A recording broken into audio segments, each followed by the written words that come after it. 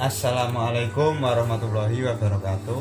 Kembali lagi di channel Amin Dureda. Pada kesempatan kali ini kita akan mereview salah satu buku yang sudah fenomenal di kalangan khususnya di dunia pendidikan, yaitu ini, Pesantren, Madrasah, dan Sekolah.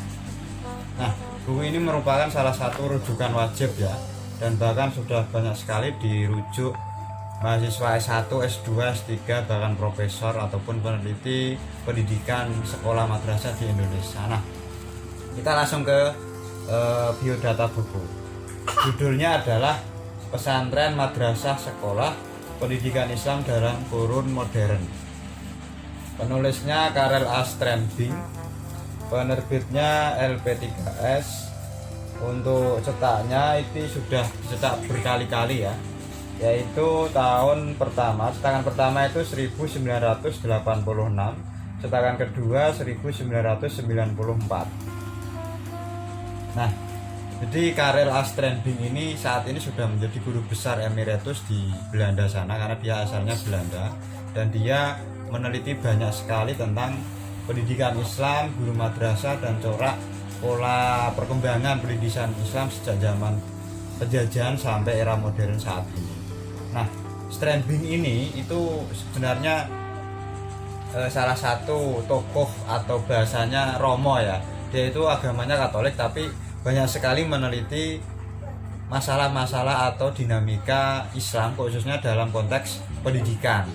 Bahkan di beberapa buku juga menyebut dia tertarik meneliti Islam itu karena beberapa keunikannya. Nah, salah satunya disertasinya ini yang sudah menjadi buku ya, dan buku ini sangat fenomenal.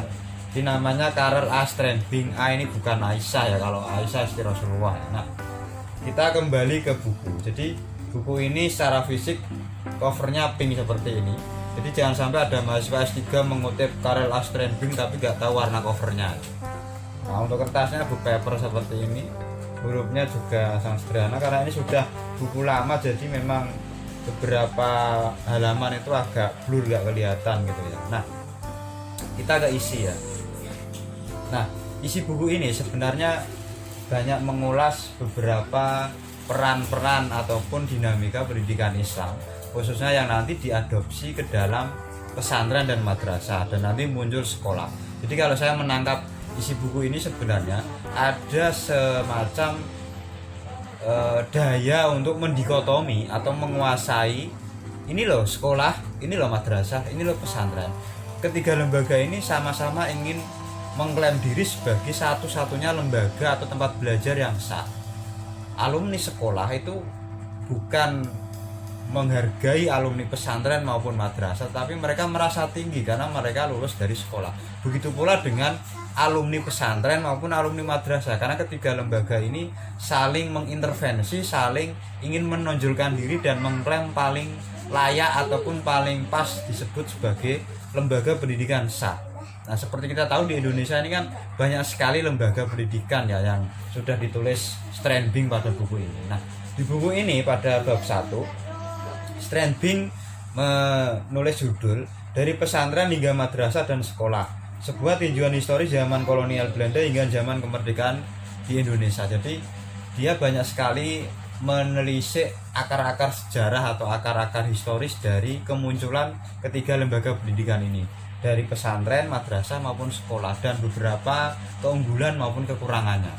Nah, kemudian bab kedua, profil guru agama modern dari Kiai Haji KH ke DRS. Nah, kalau dulu KH itu lahir dari spektrum atau ranah pesantren, kemudian DRS atau doktorandus itu kan lahir dari sekolah ataupun pendidikan. Yang dulu istilahnya kan bukan langsung S1 ke pendidikan ya, tetapi PGA, pendidikan guru agama, ataupun SPG, sekolah pendidikan guru. Nah, kalau DRS ini, kalau perempuan itu DRA, kalau laki-laki doktorandus atau DRS, yang artinya harus didoktorkan karena belum doktor. Dan gelar ini kemudian berkembang era 90-an, DRS semuanya lulusan itu DRS, kemudian DIN, UIN, dan STAIN menjadi SAG, sarjana agama, kemudian berubah lagi kurikulumnya sampai KBK ke KKNI dan SNDikti atau SNPT sejak 2014 dan diawali 2012 ya dengan UU Dikti itu,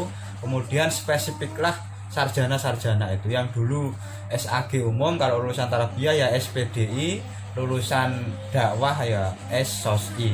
Tapi sejak 2014 adanya kurikulum KKNI dan SNDikti ini, semuanya kalau lulusan kependidikan, baik lulusan negeri yang itu dari PTKIN, PTKIS ataupun dari PTS dan PTN ya sama-sama sarjana pendidikan. SPDI menjadi SPD, kemudian MPDI menjadi MPD. Begitu pula dengan gelar-gelar yang. Jadi itu dinamika yang mungkin belum ada di buku ini, cuman prosesnya hampir sama yang ditulis Strandberg.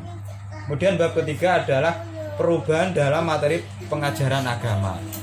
Di sini banyak sekali beberapa klausul yang dikutip Strandberg ya, mulai dari gurunya, pembelajarannya, metodenya, bahkan materinya itu sendiri. Karena di sini nanti akan terjawab atau lengkap ketika bab 4 penghargaan agama terhadap pendidikan umum, yang nanti memang mengulas, menurut saya ini tidak mempertentangkan ya, tetapi justru dengan hadirnya buku Strandberg ini mampu menjawab bahwa ketiga lembaga ini harus sinergis, dalam arti tidak boleh pesantren mengklaim dirinya paling baik, paling benar, dan paling legitimate untuk meluluskan sebuah alumni atau santri. Begitu pula dengan madrasah ataupun sekolah. Dan nanti kalau kita perdalam lagi dengan dinamika sekarang, tentu ada lembaga formal, informal, dan non formal, yang tentunya nanti ada bimbel, ada homeschooling, ada kelompok belajar, ada paket C dan sebagainya. Nah, itu kira-kira untuk review buku ini. Kekurangannya saya kira lebih kepada bahasa-bahasa lama ya, yang mungkin bagi sebagian anak milenial kurang terlalu dipahami atau asing. Diksinya juga ini sangat berat karena ini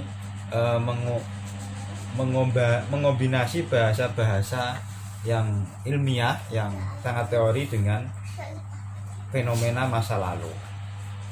Nah, untuk yang lain saya kira tidak ada kekurangannya, tapi buku ini menurut saya sangat menarik karena bagi saya buku ini adalah rujukan wajib atau buku babon ya, seperti beberapa buku karya Ki Hajar Dewantara maupun para filsuf ataupun pakar-pakar pendidikan yang lain.